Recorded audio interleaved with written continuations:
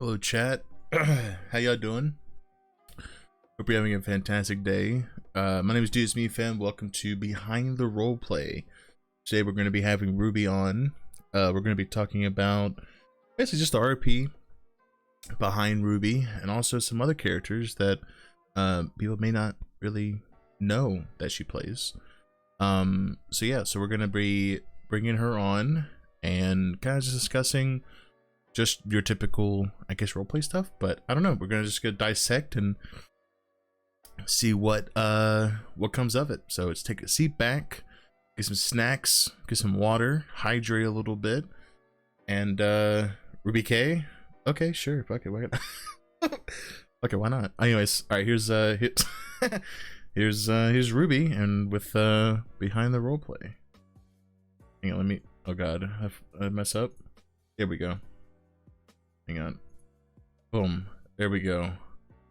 Ruby K. Huh? Everyone's yelling Ruby K, so. That doesn't stress me. Ruby K. Yeah, there it is. Yeah, so welcome to Behind the Roleplay. It's great Thank to you. to have you on here. I think this is the first time that someone's actually just straight up just said, you know, the person's name K in the stream, so I guess we can just call this one just Ruby K, honestly, I guess. Yeah, it doesn't surprise me. So basically, we're just gonna kind of just talk about your characters. I know I've met obviously Ruby on pretty much all my characters. But I've only met your Crim on my Kree character. So I guess you'll have to help me with, is it Athena. Athena. Athena Emerson. Okay, so that's one. So you have another one, Maya, right? So the characters that I typically play, obviously I have Ruby. I have Athena Emerson, who is sort of my criminal character.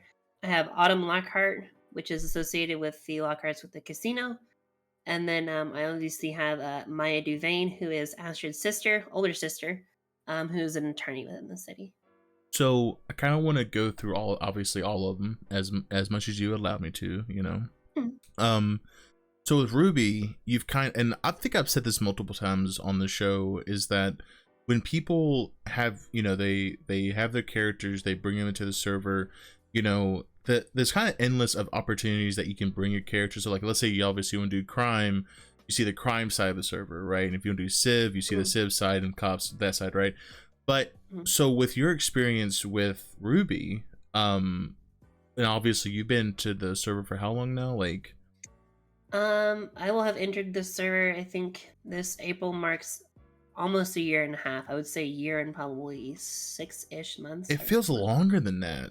It does. It does. It feels a lot longer because, I like to say consistently around. So just being here every day, just kind of makes that time seem like it's longer. But, I've always had a lot of fun every time I'm in the city. That's so crazy. But, so with Ruby, what rank is Ruby at the moment with Peter? Ruby is a lieutenant with the LSPD. Okay, so being a lieutenant, right? You've obviously seen like a bunch of like just stuff like change and like basically, you know, I guess you could just through the moments, right, of everything, because each scenario something would change, right? Is there a moment where you look back and think, when there's a past opportunity for something to happen, that you're just like, if I were to take Ruby on this path, you know, this is what my second choice would be for Ruby? Have you ever had that kind of thought with them? Absolutely. So, a lot of people don't know, Ruby, when I first came into the city, she's obviously my first character to come in the city with. When I flew in, Ruby was not nearly how she is today, how people know her. You know, the aggressive, confronting, straightforward kind of woman that she is. When Ruby first came in, she was actually extremely shy, wouldn't say a mean word to anyone, just always seemed timid all the time. A complete 180 from what she is now. And I haven't wondered if I had continued down that path. So when she first came in, I mean, she was to the point where she would get taken hostage as a civilian. And one of the first interactions I even remember with her was the people that were trying to take her hostage actually ended up dropping her off because they said she was quote unquote too nice to take hostage. Jesus. All right. And so I had experience in a police aspect before. I was the state commissioner in different serve and everything, and I had that experience. But I wanted Ruby to actually go down a different path of helping, which is kind of where PA came involved, like helping the PD, and that's kind of what I had planned on doing. And then um, at the time, the girl who plays Lauren Garcia, played Samantha Bloom, actually convinced me to go back to PD. And so I do often wonder, like, if I had went down that public affairs helping kind of route with Ruby and maintain kind of that attitude where she is um, extremely kind and extremely timid, um, she would have grown out of her shell eventually. Obviously, there's backstory reasons as to why she came into the city as timid as she did. Mm-hmm.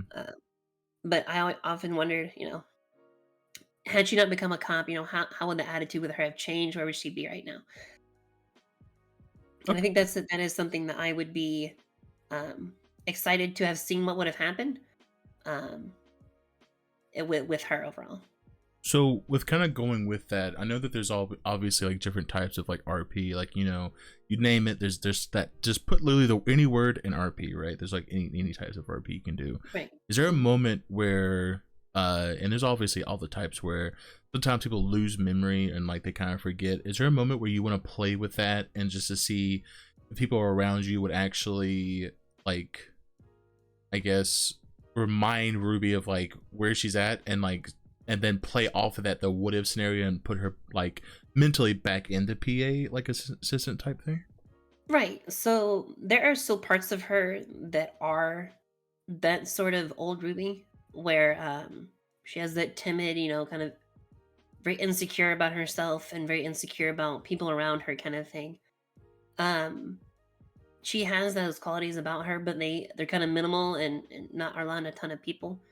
I don't know if I would have anyone that would bring Ruby back to that time in her life. Mm-hmm. Just because a lot of those people, it's been a year and a few months ago, so a lot of those people um, either don't remember that was the case for her, or they're too new to know that she had been once That like that before. backstory, yeah. Right, right, right. So okay, so like no matter what, it's still kind of like it was just kind of be there, right? Like imprinted, I guess, kind of Yeah, in yeah. there. It's always part of her. If she's one on one with somebody, she's a completely different person in regards to how she acts. And believe me, times where she's like, "I'm not bothering you, am I right? Like, I'm not bothering you. You're not annoyed by me, blah blah, stuff like that." Like, Yeah. she still has those qualities about her that stick with her and that have stuck with her. But being a police officer and being so included in that police force has really gotten her out of that shell for the most part. That's always good to hear though, right? Is that it's just like people around you that's you go to this place every day, and like it's just kind of like got you to the point where you feel more comfortable just with even just RPing with your own character, like you're just comfortable with kind of how that character is, right? Yeah, absolutely. And all kinds of people, see Ruby as just this overly aggressive, intimidating, apparently, or so I've been told, police officer, and just as a person in general. Um, but she has a completely different side to her that isn't just lieutenant aggressive cop. Mm-hmm. And I like it when people kind of explore that side of this character, because not a lot of people attempt to. They just kind of brush it to the side as oh, just angry cop. That's perfect. So I think I've always kind of noticed is that you find it kind of rare that cops, they actually they also RP out of duty, if that makes sense. Like a lot of times cops just, they do cop RP and that's it.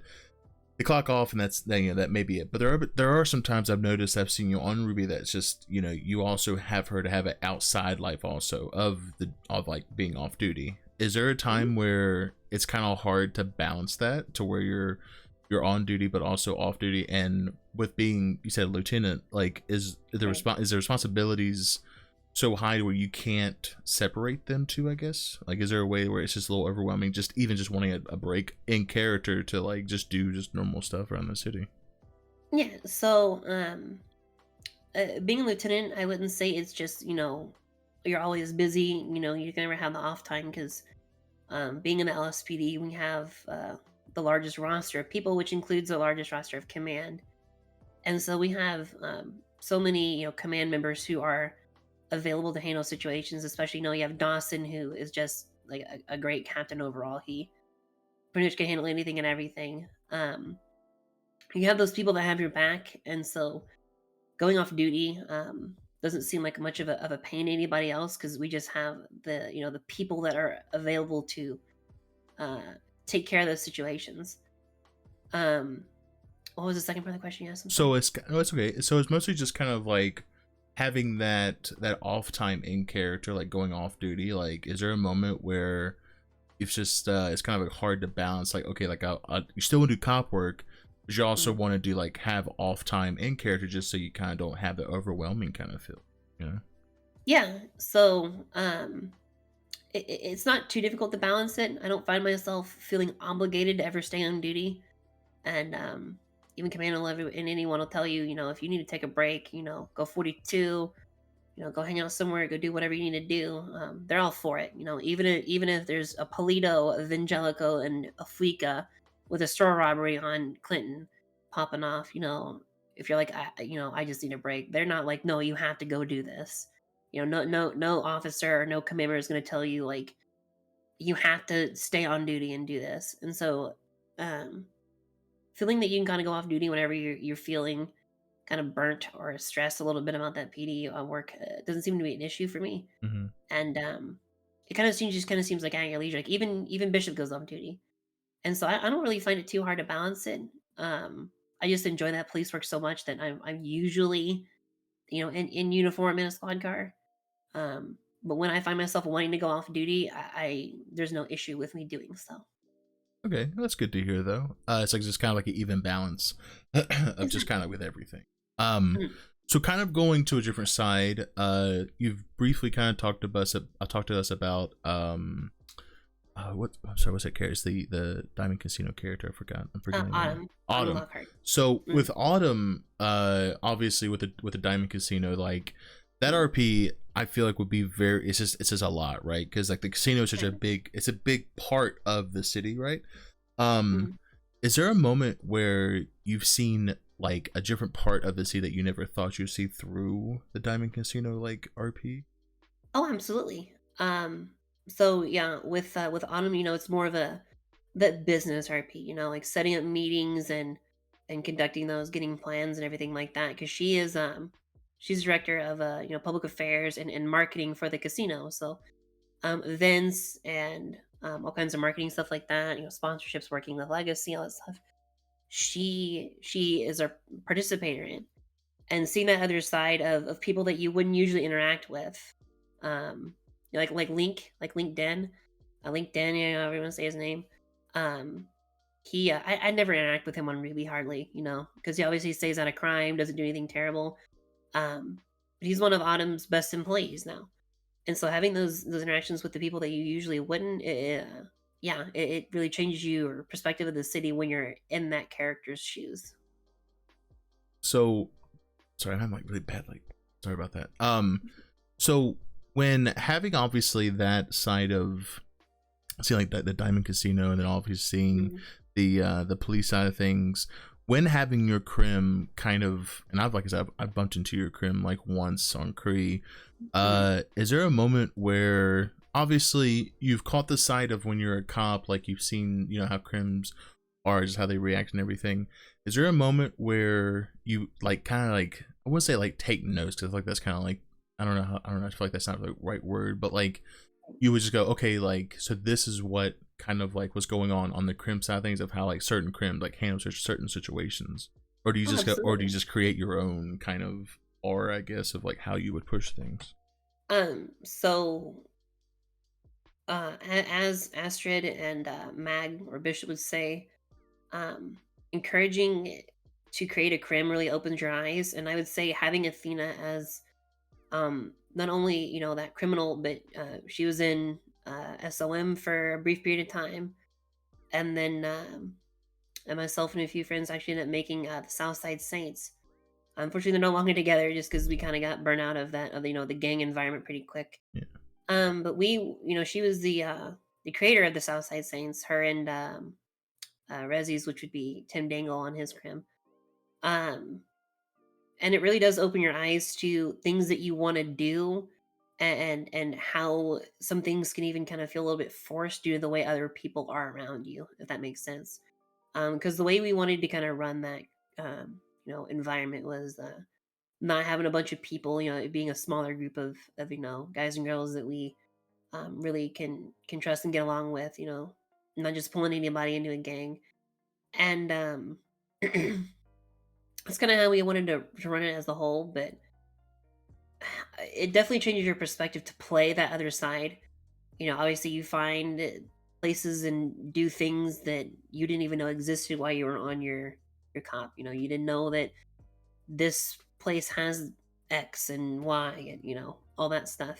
Right. And seeing that other side and just how much there really is to do on a crim, and how much, you know, that the risk is to even do something like a store robbery, you know, not even anything big, like a store robbery, just, you know, how much that risk actually is to your character. And how much, you know, you actually do end up losing if you're a small time gang. You know, if you're buying disciples or FSM or triads or something like that, and you lose a Beretta and $5,000, you know, they're pretty established and everything. But being kind of that smaller time, you know, it really changes how you see situations on the other side. You know, I don't know if that answers your question or No, not. no, yeah, absolutely. Because like you even said, like go to up the bigger games, like they lose a Beret, it's like, oh, it's nothing. But like if you're a smaller, kind of like smaller game, or even just by yourself, you lose a Beretta, it's like, fuck, man. Like I literally lost something that like spent so much time, because I, even on my crim, which we've had an interaction a couple of times with my with my crim character, and you know, there's times where I would like, you know, take my gun to my apartment and be like, should I carry this with me? Like, no, I can't lose this, right? And it's like, you don't even want to. You don't even want to. For the longest time, when we didn't have a lot of guns amongst the gang, Athena actually just carried on a bat. Like I'd never really had a gun. Like I just had a baseball bat, and, you know, I turned it into more of an RP thing of, well, she's an overly violent person, so she doesn't like the guns necessarily. She likes using the bat because the bat does more damage. You know, right, does more physical blunt damage, and, you know, it's not as quick. Like that's kind of the, you know, sociopathic / sadistic side of her as a criminal. And so yeah, I mean, there are times where just having a gun or a Beretta was kind of risky, because if you lost it, you know, you may only have one or two more, and already being a felon, you know, you don't have that luxury of just going to Chi-Chi's and buying a new gun, or going to a gun store and buying a new gun. You know, you actually have to figure out a way, and obviously, luckily, Athena and the group did figure out a way um, to get that supply of weapons and go that way. But it does take a while, and obviously, you know, even when you're small time things like stores where you can get $5,000 to $7,000, you know, that could mean a lot, because that's another, you know, that could be another, you know, however many weapons or ammo that you can buy from certain people, or money towards, you know, vehicles that you'll need, and all yeah. kinds of stuff like that. See, the thing I'm always like really iffy about is this is me being personal. I'm not trying to, like, you know, be like, oh, I'm too good, but like I just don't like asking random people for guns. You know, Right, like right. that's just one of those things where like I know people do it, right? But it's just like, I feel like just for role play stance, you wouldn't just go to somebody and it's like, hey, you got a gun? Absolutely. Even though Right. I Yeah. know they would give it, just because, you know, Yeah. it's just, You know, totally. it's just a gun, and then, you know, most time Right. people are decent with money, and, you know, they don't really give a fuck. But Mhm. I feel like with my character Mr. Ink, which, you know, the way that he got guns was, you know, he would slowly build bridges that later he would burn. And Right. you know, it wouldn't just be him just asking. It would kind of like, hey, like, if I do this as a favor for you, like, can I, you know, would this be a fair trade? And I think that I prefer that RP over just kind of going up to someone randomly and be like, hey, can I please have a gun smiley face? Like it's Right, just absolutely. it kind of ruins like the immersion a little bit. Yeah, But it does. And so the way that Athena kind of ended up, um, getting kind of that gun plug, can't remember the exact details, but she had actually kind of connected with Trayvon of the Triads a little bit, and she kind of did some legwork for him, like running like loose bunch of loose notes and stuff like that, and she'd get a cut of it, just really small time before she's even in a gang, and so she kind of had that rapport beforehand, and while she was also in Sons of Monarchy, she was actually a mechanic at the Auto Exotic on Elgin, the older shop. yeah, yeah. And so she had met, like Rue and Vlad and all these people. So she had kind of had those relationships before. It was just about reaching out at that point and getting those other organizations to lend that hand. And most of them did. A lot of these bigger gangs like Triads, FSM, Black Disciples, all of these like very prominent gangs in the city. Um, it's kind of clear that they're there for the role play. And when Athena walks up and is like, I want to kind of create a deal with FSM, they understand that Athena doesn't have 500K sitting in her bank account or cars or whatever to like offer them, Mm, some sort of way, but they understand that it's role play, and every gang has to start somewhere, and so I have a lot of respect for those organizations because they don't like to step on the little guy. They like to help them and see that kind of environment grow. Now, unfortunately, there are some gangs who don't see it that way, but uh, those people like that are really good at accelerants and help you get to where you feel like you want to be as a creme in the city. Now, obviously, if you made them upset for some reason, you walk up to a triad and you say they're stupid or whatever, mhm. you know, call them all kinds of shit, then of course they're not going to help you. But Right. you know, understanding the environment that you're in as a small time crim, knowing who are the pillars of the criminal world in that city is essential, and they will help you when that comes to that. And I think that's a great aspect of role play, is not just stepping on every individual or every group or every gang that could possibly be in opposition at a later point. Well, it's all about, like you said, like even if the fact that you do like loose notes, stuff like that, like small things, basically just to kind of show that you're determined to still kind of Mhm. pick a name for yourself, I guess, in Right. some sort of way. Like it may not be a name that be big, right? But it still be a name to be like, hey, if we need help, like this person was just just do it, no problem or anything like that. Exactly. Yeah. I kind of want to see what you think. Like, I know that you've done like these handful of characters, but Mhm. would you ever do serial killer RP? And the reason why I ask is because I know I ask everyone like that comes on, but I genuinely just want to see, like, is that something that you would ever like consider about doing? So yeah, absolutely. I actually I've never included her. Um, but I do. I had a voice changer. I had all kinds of things going on where I wanted to make it to where nobody could ever even guess that it was it was Ruby or it was me. And like kind of like you do with Mr. Ink, like nobody knew it was you until the reveal happened. Nobody knew who played Mr. Ink. Yeah. And I did a lot of work to go to the lengths uh of creating that character. Um, I just kind of feel at this point in time with me, I would do it. I just would need to flesh out a character and really get into that mindset. But I have had some sort of serial killer s character before. Her name was Morgan Walker. She was kind of a character that I had fun with in the sense that I had a backstory for her and I had a direction that I want to go, but I let the role play that she encountered and the people that she encountered um, influence very strongly what she became. And in the end, she ended up having a nickname called the Butcher because she was what was used to torture individuals and eventually end up killing them if need be, for people or even for her own enjoyment.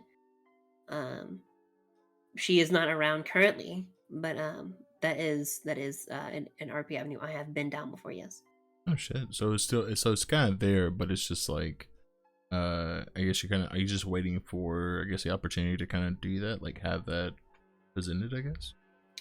Yeah, potentially. And like I said, I'd want to make it a way and work really hard to make it a way where no one would ever know, it was her or it was me. Because I think that adds, a lot to it. Like everyone, even out of character was like, oh, who's Mr. Ink? Like who plays them? They're doing so good. Who's this person? I think it adds to that fun and that kind of mystery about serial killer RP. And it also obviously affects the way how people interact with you. Um, if they know that it's Ruby, like obviously I've had interactions with police officers where I'm on Athena being chased or whatever, and it's clear that it's me, and so they have more fun with it. They're more they talk shit and all that stuff, which is that's fine. Um, but for a serial killer RP, I'd really want something where people looked at it with kind of a blind to their face, like they didn't know it was me doing it. They had no clue and stuff like that. And so even starting fresh might be something I would definitely do to make sure that role play would be as genuine as possible. Yeah, the thing, I guess, with the Mr. Ink stuff, I guess it was just like, yeah, I made the character and I was like, okay, like I kind of want to do like a killer kind of ride with it, but I knew that if I just flat out just let everyone know who I played, right, it would kind of Right. just I don't know, like, I don't want to say this because I feel like it obviously, like, you could definitely report or whatever, but sometimes when people find out that you play a certain character, their reaction to that character changes, right? They know that you Right. play the character, like you even said, like when you get chased by cops on your crim, like the reaction kind of changes. Well, I knew that would happen because like, oh, it's just a person who plays Jimmy, it's fine, but like I wanted that reaction of mystery, like you said, like just have that feeling of like who the fuck is this person, Right. like, Exactly. yeah. And I wanted to kind of experiment and see like the route of like questioning.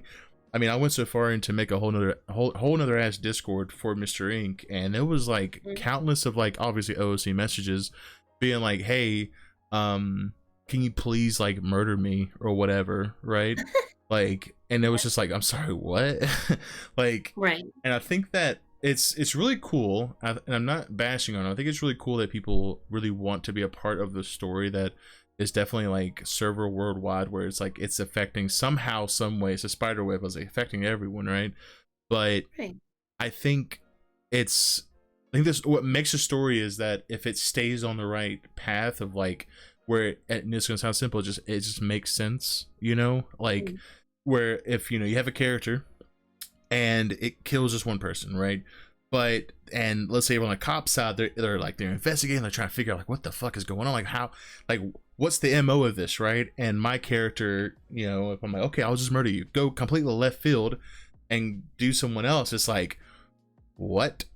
Like Yeah. It this doesn't make doesn't any make sense. any sense, like why would he do this? And then it's like, I think it's back on the right path. But I don't know, like I know that I feel very honored that people really want to be a part of that story, but I Mhm. feel like it's you have to be really picky. I know it sounds fucked up and like a really jerk thing to say, but like No, no, it's kind of understandable. have to be picky Mhm. because I mean, again, it's a story that everybody wants story, right? We're all here the same reason. We want RP, we want story, we want that stuff that really makes you like when you log out, like what the fuck did I just witness? Right. Like you really want that, but I don't know. With something like that, it's like it's really fun. Really, I had a lot of fun. I'm probably not going to do serial killer RP anymore, Right. just because like it was just a lot. I think. Yeah, it can really be stressful, because you kind of get that feeling. Obviously, no one's gonna like you in character. You're a serial killer. Why would they? Yeah. And you get that experience of when or if you ever do get caught or whatever. Um, that experience of an entire city full of people, hating you, and that can really be along with the planning and getting everything together. That can really take a toll on you as from a role play sense of just like even if it doesn't affect you out of character, it will start to, because you know, it just can get relentless a little bit of time. That's all what happened with Morgan is she was very relentless, or people were very relentless against her, excuse me, and it's what turned her into what it did. Um, and that's the reason I thought kind of had taken a break from her is due to the way people had treated her. Um, so yeah, it's definitely a very big ordeal to be able to have that role play in your wheelhouse. Yeah, and that's the thing, right? Is that like I know that people they care a lot about each other's character. They they obviously build a relationship with them, and if something were to happen to them, they would obviously freak out because it would be in character. Like it makes sense for them to freak out. But I think Mm. at some point it can be overwhelming. This is my second time like doing like a killer like this. First time was with Pops, and it wasn't even that crazy of a story. Like it was just like my character just cut his head off and that was it. Like it wasn't like as story driven as Mr. Ink. And I think that I don't think I could ever do something like that ever again. And that's why like whenever I see someone do some type of RP that like that, I'm just in the sidelines like, oh hell yeah. Like I want you to fucking really just go crazy with it. Obviously with this, Right. with the limitations, but like I'm cheering like people on who like wants to do like a hard storyline, for something. And but yeah, so with how you've kind of explained like different parts of your characters and stuff like that, Mhm. is there any advice kind of going through the lines of like with Cop, with Crim, and with like the Diamond Casino, is there any advice you'd kind of give for anybody, people who would kind of guess want to go through those type of RP? Yeah. So, kind of a universal tip would just kind of be, let the role play flow. Even if you're a crim and you um headache or whatever they call it, where you rubber band back a few feet Oh and yeah. a cop slams into you and it totals your sultan, you know, just kind of go with the flow and get out and run or get out and do this or even if you felt like you wanted to attempt to like run away or try to repair your car if you felt confident enough that you could do it quick enough or whatever. Um, not going with the flow is probably the biggest killer of that immersion that you get when someone's like, "Whoa, whoa, whoa, whoa, I had a headache. Hold on," and you're like, "Oh, okay." And then you might be sitting there for 20, 30 seconds waiting for obviously people are cordial and they're will let you repair your car, if that's the case, stuff like that. But flowing with the role play and going with what happens, even if it's a glitch in 5M or it's you lag or whatever. Um, to me is the biggest part of keeping it as a flow.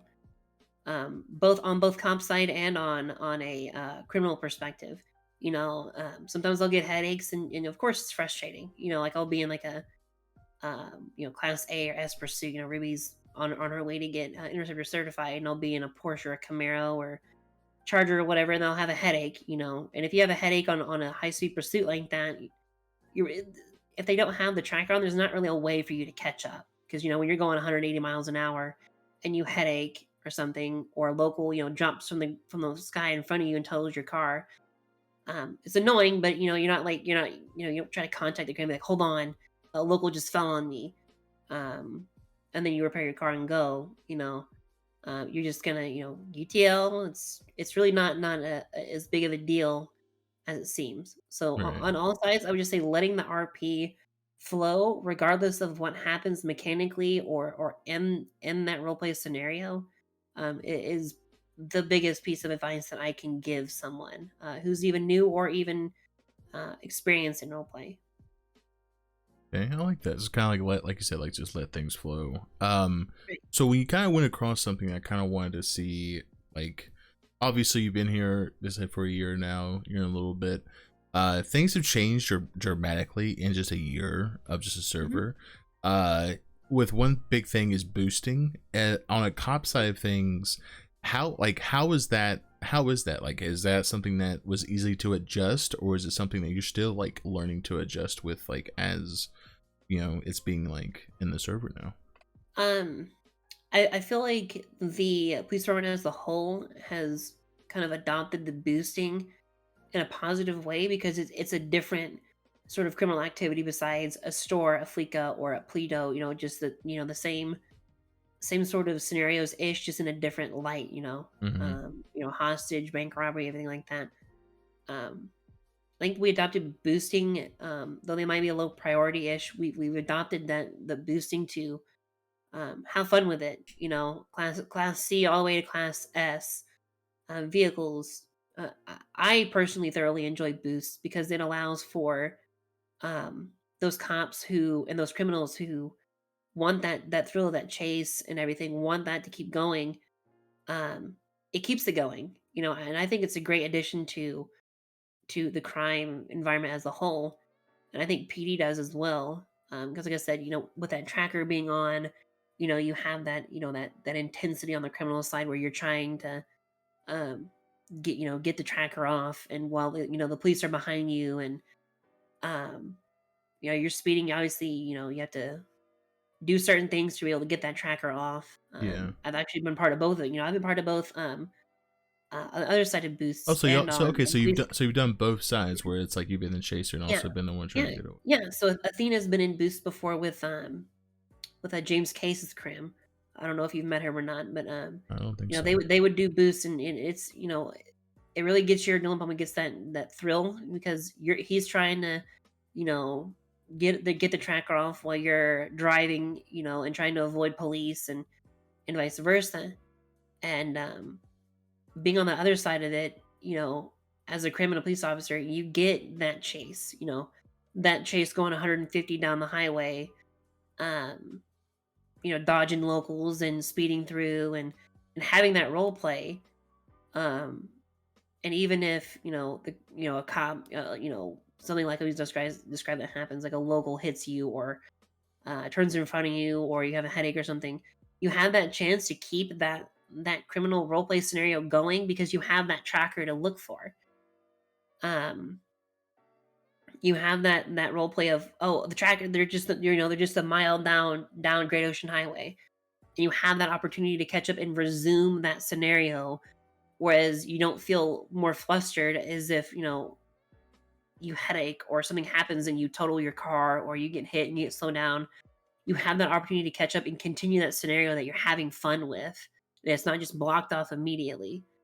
I also think that car boosts add two different layers of chases, which to me is great, because it adds, you have that high intensity chase going 150 down the highway, Mm-hmm. and then once they get that tracker off, you have a completely different chase because now, most people don't understand that, if you have a Dodge Charger or even an Explorer in some cases on you in that chase going down the highway 150, the Chargers can keep up with you, and then you really aren't going to lose someone unless something like headaches does happen. So usually, it turns into a completely different scene of a race where now it's just straightaway highways trying to keep that speed up. And now you're going, dipping corners, making turns in the city, doing whatever you can to make sure the cops lose you and lose you for good. So I personally think boosts, and I think the department as a whole think boosts are really good for kind of the health of PD. Something completely different and unique to do. Well, see, that's what I was also thinking too, was that, with it being something totally left field, because obviously for the quiet bit, it's just kind of like banks or stores. But like, I'm starting to see less stores and banks being hit on a civ side of things. I got Mhm. one crim, but I don't really do much crim RP. But Right. on a civ side of things, like, it's not as much as it was before. On a cop side thing, is it still as much as it was before with banks and stuff like that, or is it just like it's kind of mellowed down now for a bit? It really is. I feel like it's mellowed down a lot. But it really also can depend on the day. Okay. Obviously, that second shift, as we call it, that reset. Also, he's going to be the most busy. And there'll be days where we'll get a Fleeka, a Polito, and Evangelicos all within 5 minutes of each other. Jesus. And then there'll be days where it's like, or an art gallery or whatever. Oh, I There'll be forgot days about that where, one. True. yeah, Yeah. yeah, yeah. Then there'll be days where it's it'll be an hour and a half before even one Polito or one Fleeka will go off. And obviously I don't speak for the entire PD community as a whole. But I'm personally a fan of of those bank trucks and those um Fleekas, all that stuff slowing down, because it allows police officers that want to do more than go to robberies do what they want to do. CID gets Mm, to do investigative work, because that's the role play of a police officer they want. SRT gets to go find warrant suspects, and the heat units can go chase the fast cars and all that stuff. And even when it comes down to sitting on the highway, I've done it. I still do. I love doing it. Like sitting on the highway and running traffic, you know, clocking people and having that interaction with them. Um, I think it allows for a much more expansive police role play experience besides sort of going to robbery after robbery, fleeka after fleeka, just kind of running through those gears again. So I think it's a great thing. Obviously, I can't speak for the entire PD community as a whole, but I feel a more positive outlook on that than negative. I feel like it's also because it's just very different, right? Because I mean, like uh like I said before, where before it was just mostly just kind of like stores and bank robberies, but Mhm. now I feel like there's more layers, I guess, if that makes sense. Like obviously if a gang does, or people who aren't even in a gang that just wants to do crim stuff, uh it's kind of like you can see how they achieve that, if that makes sense. Like you can see the development in their crim RP is that they where how they get to that spot. Like let's say they you first meet them at like trying to do stores, right? About a month goes by or a couple weeks go by, and they develop, they finally figure out how to do banks and stuff like that. So it's just like there's more layers to crime stuff, to where it's not just the same thing over and over again. Right, right. And I think that that's something that that PD just, I think, as as a whole, I think you can tell that it's just it's evenly spread, to where it's not just the same thing over and over, to where it's like, okay, like you have these different apartments who are actually, they were made for this, they can actually be used and Mhm. benefited and stuff like that. Absolutely, and I think that makes for a lot happier police department overall. Like you said before, yeah, figuring out on your crim how to do, like, stores are obviously, very simple, but how to do banks and going from all that stuff. Um, it could be a fun experience going and learning all that stuff and figuring out how and getting the assistance that you need. Um, but there is also, like you said, so much more you can do on either side of the spectrum besides stores and banks. um, as a whole. I think I want to say Athena and Arthur, which is James Case's crim. I want to say we were doing boosts. We were introduced to boosting um, by a different group, and I want to say we did boosting before we even had thought about a Fleeka. I could be totally wrong about that, but um, taking those different avenues, even though they don't make you tons of money and all that stuff, is fun for me. And just doing what you want to do as a whole instead of feeling like you have to go do a fleeka or you have to go respond to this or have to go do that.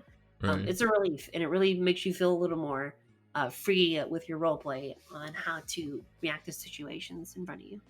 True. And like you said before, where it's just like, it's just different. It's not just like, you got these departments that have been probably worked on for probably months to make sure that these Mhm. positions are filled and are actually being like fully used to the full capacity. Right. Um, so with how you've kind of described, like I said, you've been introduced through boosting before even doing a fleet and stuff like that. On the crim side of things, is there a moment where, obviously, like for me personally, I get the horrible anxiety when something like intense happens, like a police chase or Mhm. whatever. Is there a moment where you get kind of like that antsy feeling, like if a cop chases you, or you get any type of stuff Totally. like that? Or is it because like, Yeah. or oh, so you do, okay, because I was gonna ask if being, having a cop character and actually being in a situation like that, do you still get kind of like a little antsy kind of feel, like where you're part of the situation on both sides, like no matter what side you're on? Right. So I would say on either side, that antsy feeling definitely comes from more of a criminal perspective, because as a cop, um, you know, what's the worst that happens? Let's say besides the shootout, what's the worst that happens is, you know, you hit a local or they break your ankles, making a left turn on a freeway, and you go on the on ramp and they trick you and then they stay on the freeway or something. Right. The worst that happens is that you say we're code for UTL on radio 1 and then you just move on. You don't lose anything. You don't lose money, you don't lose car, gun, you don't lose all your belongings. But as a crim, there's that extra added pressure of, well, shit, if my car goes down, if I make the wrong turn, if the plan doesn't go as it should, and they arrest me, I lose, X amount of things. So there's that extra added pressure that if you are caught, not only do you go to jail, but obviously you lose what you have in your pockets. Mm. And being a small time criminal, that is something that is big. Excuse me. So I would say I do get antsy when the police did chase me because um, of that extra added risk as a whole. Well, it's just that extra, like, we even said that before, where, you know, even with my crib, like, I'd put my guns away. I put everything illegal, even if I knew, okay, I'm gonna do some dumb shit and get caught and probably get sent for a very long time. I don't want to risk my stuff being taken away. Like, I'll do it for the laughs or whatever, but it is not it is not worth it. Get everything taken away just because I took a shit on a cop's car. Like there's this the situation. I'm gonna call him out. He's gonna get upset with me, but it's whatever. But Arthur Briggs ran down. He was trespassing in MRPD, just being dumb and being goofy, and cops tackled him and arrested him. He didn't think it was gonna happen. The cops tackled him, arrested him, and he had I think he had like a heavy on him or something. And we only had like 2 of those at the time, and we were just like it hurts so bad to lose that one gun. In that situation. So yeah, there's always that pressure, even in not dumb situations, that we encounter, that are have that anxiety, have that adrenaline rush of being chased or trying to get away. Absolutely. I mean, there was a time where my crim Van Wilder somehow, some way snuck inside a PD. He was like taking pictures inside the front office or whatever, like in the lobby, and those cops came in running. I didn't expect him, like they were like SWAT. I mean, they were coming all gun blazing and everything. And before then, I was like, I better put everything away because I mean, grand enough, I had a broken gun, but still, it's like I don't want, I just don't want that, whatever. But yeah, I don't know. I feel like I will say too. I don't know if on the cop side of things, if you've noticed it too, I kind of want to see what you think about this. Was that there were times where crim would or somebody would advertise something very obviously criminal related, but the cover up for things are getting a bit better. I think they are, yeah. Right? Yeah, absolutely. So you have your obvious ones, like you'll have people that are selling, I'm selling a red Charizard limited edition, or like a Bulbasaur or whatever card. PD figured out pretty quickly what that meant. We understood that obviously it means the bank cards and stuff like that, or like selling a gaming laptop, all that stuff. We figured that out pretty quick. And, there's even been, though I don't know if it happens often, it won't matter anything, but there have been times in which the police department has reacted to those. Doing undercover operations, saying we're gonna go buy it and things like that. But yeah, I'd say the cover-ups have gotten a lot better. Some of them are still kind of out there, though, right? Right. Like, yeah. Obviously, you still have your ones where someone on Twitter. I'll even see someone on Twitter or on Yellow Pages, or someone's like selling laptop and game card or something like that, and then they're like also willing to get my hands dirty, and we're like, okay, like we know what that means as a whole. We understand what you're trying to do. And just that way that sentence is just weird. Like I'm willing to get my hands dirty. It's like, wait, what the fuck do you mean? Right. And so you're just kind of like we know what you're up to. And so when you interact with those people, they're like, no, it's just an actual card, blah, blah, blah, blah. And we're like, okay, like we understand it's not a ultra rare Bulbasaur limited edition card, whatever. We know it's a green card that you're trying to use. So, and then obviously you have your other obvious one where someone's like we're having a barbecue at Benny's, and you're like, why are you having a barbecue at a mechanic shop? It's clearly not a barbecue. Like you're gonna go street racing. Like Have you why ever would thought you have a about barbecue? going to him and be like, guys, I'm glad I'm here for the barbecue. It's like, wait, We what? have. You have? Yeah, we Oh have. Yeah, shit. oh, yeah, we Oh have. shit. There's instances where like the police found out before it had switched. Uh, Police found out where you would do not oxy Vicodin, where you go Okay. do Vicodin runs. So we had found that location, and Bishop and others we pitched a tent out there, and they were like they're taxing Vicodin as the police. Obviously, it was a meme, like they weren't actually taxing Vicodin, but they were just sitting there in front of it, making a goof of it, like, "Oh, you here to talk to this guy? Yeah, I'm sure he's got some good stuff to offer you.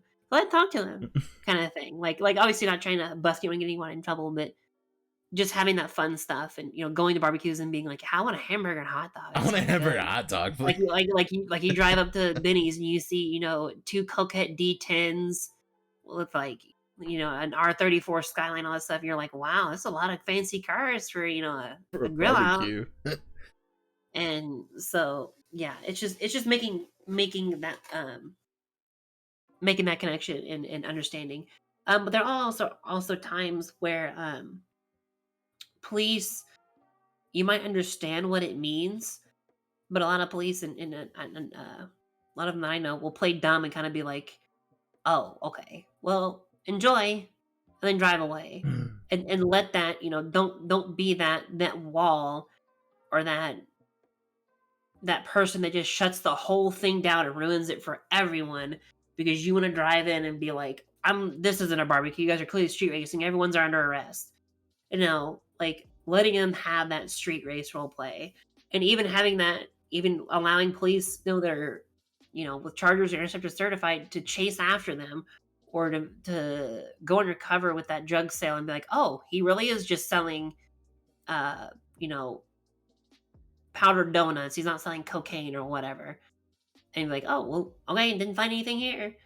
Even if you know that it's so obviously not what they're saying it is, you don't always have to play it so strict, like, what it is clearly. Yeah. Because just shutting that down just doesn't feel good.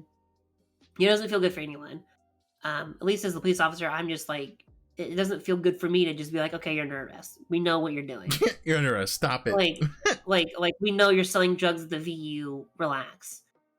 Um, kind of ordeal, and then it obviously stops them in their tracks. You know, you're shutting something down before something can even happen, and really preventing something that could be a fun scenario for a lot of people. Not only those people that are there lined up for that street race, but the people that could be chasing them. And then the results that come of that, you know, Yeah. you're really just blocking a lot, by going there immediately and shutting it down.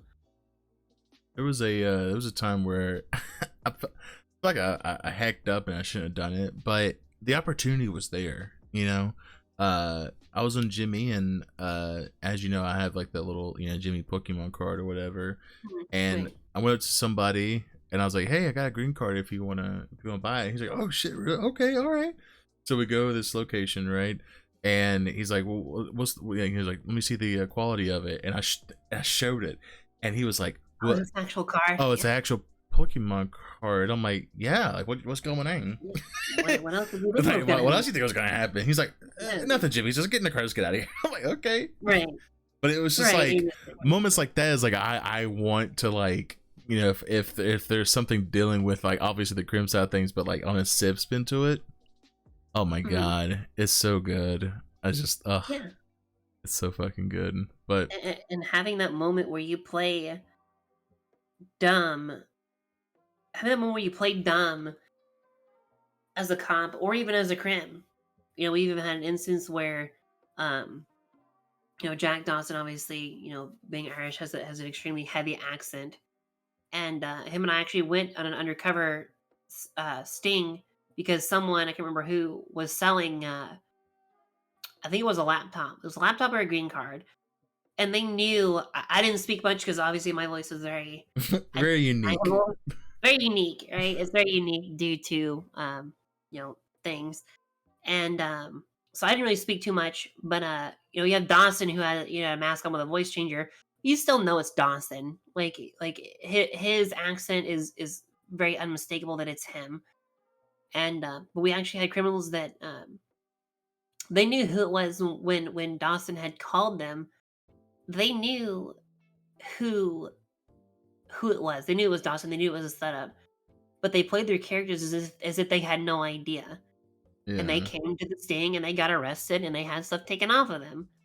And allowing that roleplay to facilitate not only on a police side but on a roleplay side is a very genuine thing to do. Even if you might lose, 3 grand or 6 grand or whatever a green card goes for. Um, Having that roleplay facilitated, even when you know it's not going to end in your favor, um, I think is a big part of both police and criminal roleplay as a whole. for sure. I mean, there's times where when Vlad and Rue was on the show, and they were talking about how they put an ad out for like a gaming computer or something like that, and they got a call about it. They set up a whole meeting, and it turned out to be a whole sting by PD, and it was a lot of them. Just right, ever since then, they're never doing the yellow pages ever again, because it's just like, they thought that it was genuinely like somebody, they didn't think about police like actually heading up like a whole sting for that, so like seeing that, certain crims, like they just know that it's pointless to put a yellow page out like that, even though Right. people are desperate to get rid of this stuff, but it's like, it's just, there's obviously people who just genuinely just know like that's too pointless to do, because like obviously cops can just look at yellow page like, oh look, let's see what this, and investigate this, and then they just full on just put a whole sting operation on. Right. And then something that's kind of adds to the fun of it too, right? Like there's a risk if you put, you're selling a gaming computer, or a blue, blue eyes or whatever people say, on yellow pages, you have that risk there, or you have that opportunity to be clever and come up with something smarter that the police might not know about. And that's kind of the cycle of it all, right? Is that eventually the police understand what that means, and then coming up with something different and facilitating, a different code word, phrase, or however you might take it, as part of that sale and that role play. For sure. And I think that that's something that even on Civ side of things, like I think that there's been a lot of times where like Civ RP kind of got like the end of the stick, where it wasn't really too much kind of going on, and like there wasn't a lot of Civs at one point. Like I think looking back when I first joined, like there wasn't really that many Civs. It was mostly just kind of crims or cops and stuff like that. But I think that recently, after the big boom that was just like people just joining, the Civ side of things have kind of just like expanded now, and it's just like there's more, it's just more, I guess, immersive, where it's like there's more like actual Civ that isn't just like, obviously, Civs being friends with crims, nothing wrong with that, but it's just like, actually having Civs just kind of do their own thing, it's like something just nice to kind of see expand. Yeah, it's great. Playing Autumn, as a Civ, it is, to me, extremely fun. It's a lot less, at the end of the day, it's a video. It's a game. We're all here to role play and have fun, but it's a lot less intensive and stressful as it being a crim or being the police, because there's not a lot of, not a ton of risk. Right.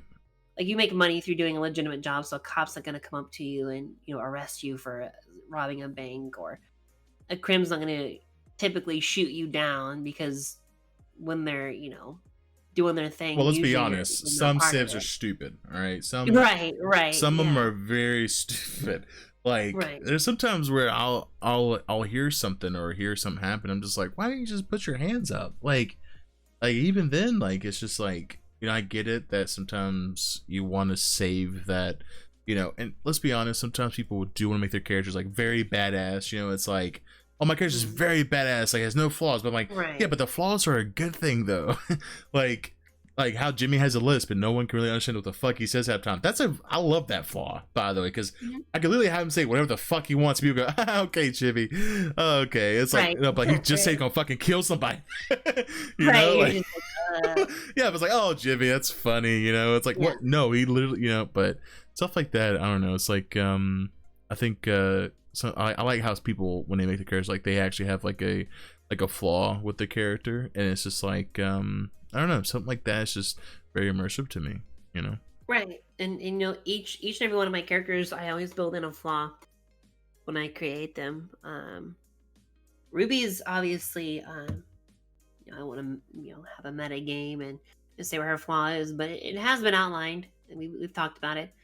And all these other characters have big flaws. Like Athena has an immense temper, um, where to the point where she doesn't get mad at when someone says something small to her, but continuing to pressure her builds up a lot of intensity with her, Mm. and she tends to act with anger a No lot, shit. a lot. Um, uh, and so you know, Athena, you know, I want to say, oh yeah, like someone angered Athena to the point where there's a situation in a hospital. I'm not even sure who it was. It was an older gentleman um, talking trash to, I think, an EMS woman. You know, he was saying something about her, what she was wearing or something. And you know, Athena was like, "How about you not do that? You know, how about you don't do that? Don't talk bad about people." Even though she's a crim, the what he was saying to that woman really angered her. And he was like I remember he was like, you know, "I'll say whatever I want and I'll say it to you." And Athena was like, "I dare you to try and say what you said to me. I will beat your head in with a baseball bat." And like you said, scissor dumb. And the guy said, "Okay, you're this." And so Athena got the baseball bat and beat him down with it. And you know, took his crap and over something that she overheard. You know, she has a temper, which is her obviously biggest flaw. Um, Autumn's flaw is obviously she comes from a very rich family and a very rich part of you know, Los Santos, or not Los Santos, but rich part of life. Um, but she doesn't act like it. And her flaw is that she can be overly nice and to the point where people take advantage of her. Um, and so that the Lockhart family, you know, coming together and being like, "Autumn, you've got to toughen up. Like, you're in a pretty cutthroat environment now. You've got to figure it out and be tougher as a person mentally." That's a big flaw of hers, and I think having a variance of flaws with that characters really expands your role play experience. So having that character, having Ruby, who, yes, she's intense and aggressive and intimidating, but having the weakness that she does, along with Athena being just an utter hothead, and then Autumn being a polar opposite of pretty much both of them, where she barely wants to go into a mechanic shop and ask someone for a repair. Excuse me, a repair. And she's just that timid person. Yeah, like I don't know, like you said, having flaws. I think it's very, I won't say difficult, but it's very like it's kind of hard to keep that in mind, right? Of that, Right. like having those flaws and stuff like that, keeping in character. And but when you see people who actually execute it and actually have it to where it's shown that they have that flaw, it's like, Mhm. okay, like actually having character, like essence of this person, like this is how they react to this type of situation, right? Mhm. But okay, so I will say, I think with us kind of closing a little bit, I want to thank you again for coming on. It's been Absolutely. phenomenal. Thank you for kind of Yeah. just breaking down through all your characters. Yeah. Uh Thank you for having me. at this part of the show, I want to ask chat if there's any questions that you want to ask, just to kind of see, like, on anything really of Ruby, if you want to see what anything like that, any like any questions really. But again, I want to thank you for coming on. I hope it was a good time. I had a Oh, blast excellent. with kind Yeah, of absolutely. Me too. dissecting your characters. Yeah. Yeah. It's always fun to really dive deeper and really explore, you know, the people and the things that you've created, and having a platform to do that for me is something that is really exciting to be a part of. Yeah, and that's why I kind of like doing behind the role play. It's just so I can kind of you know, a lot of people who, you know, don't stream, but they do a lot of RP, and it's just like, Mm. you know, they put a lot of time and effort into these characters, and I kind of want to shine light into it and try to show like, hey, like these people put so much time and effort into this story, or even into in these characters. You have a chance to kind of show it off and, you know, brag about it. Right, and I've oftentimes thought about streaming myself, you know, You need to streaming stream. You for me need to. I don't know, we'll see You it, need to stream. maybe one day, but I have, you know, I have you know, a condition with my voice that, you know, I speak the way I speak for a reason, and it's, something that I'm so a little self-conscious about, as a whole, uh, but once I, you know, once I work that out Right. and get over that mountain that I have, you know, down the road, I have no problem, you know, opening that avenue up and streaming. You know, I don't expect to have a, you know, 1,000 viewers or whatever. What? We have 1,000. You're gonna absolutely have 1,000 viewers. Oh, I don't know about that. You're gonna blow up. You're gonna have I Heart Ruby shirts in the front stands. My God. Yeah, yeah. I just love that, how Ruby has evolved and has really became part of this community. Even though she's that overly aggressive person, you know, uh, and even though she can be annoying, like, you know, one of her qualities of a character is that, you know, as part of her background, she was a Division 1 track star. Oh shit. Actually, at the University of Los Santos, like the place by the on the western side of the map. Um, she ran Division 1, and she almost went professional and even did Olympic trials and stuff like that. And she's kind of a meathead when it comes to working out. And, you know, she always likes to talk about how, you know, strong her legs are. Like, oh, I did this. I can sweat this much now. Blah blah. And there's just like a little, you know, small quality of her that I enjoy, because it's just people are just like, yeah, okay, Ruby, we get it. And but it's something that she's overly proud of. Right. And I think just adding those small layers to characters as well is really nice. But I'm not sure if anyone's asking any questions currently. It's just Clay constantly saying that he's been trying to get me to stream. Yes, So we need to get you to stream. Do it. I might start up and see kind of where it leads to. So people, because I really want people to see Ruby as a character for who she is, not as, you know, the rugged person with the uniform. Because a lot of people see her that way, and she's not that person on the inside, and not a whole lot of people know that, you know. Look, you got some cheering Very, going on. Look at that. See? oh, thank See? you. But very few people know who Ruby Reinhardt truly is. And that's kind of the character that I've built, right? Having Right. that layer to peel apart and explore, and to really showcase to people. Okay. Well, see, like I said, we have our support, 100%. I would love to see some Ruby streams, and also some clips on the highlight reel. I think it'd be great. You know what I'm saying? Like, Yeah, I would it'd be really great. appreciate that. I might bring it up. Should absolutely start to do some streaming. Like, you know what I'm saying? Like, I think that Ruby as a character is just, you know, it's really nice to have. I don't know, just to kind of have that character that, you know, does carry themselves with like kind of like some aggression, but then it's like once you get to know the character, you see what it's actually what the character's about, you know. Right. And Yeah, so, yeah. Just peeling that layer back of who she really is. exactly, I think that's something really great. Mhm. So I guess with us kind of closing a little bit, I have one question for you. What you got? Who would you want us to raid tonight within the Echo community?